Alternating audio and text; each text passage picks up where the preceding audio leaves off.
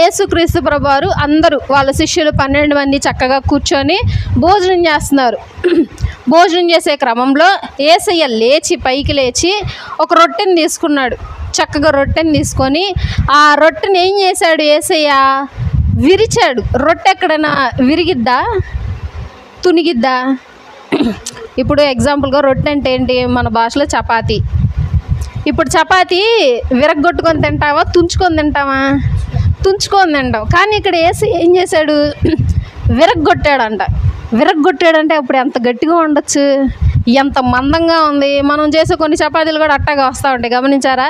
బాగా గట్టిగా ఉండి రాయల్లే ఉండి అట్టల్లో వస్తాయి చపాతీలు స్టార్టింగ్లో చేసేవాళ్ళకి. సో యేసుక్రీస్తు ప్రభువారు ఆ రొట్టెని విరిచి చక్కగా తలో మొక్క శిష్యులకి అందరికీ ఇచ్చారు. ఇచ్చి ఇదిగోండి, ఇదే నా శరీరము.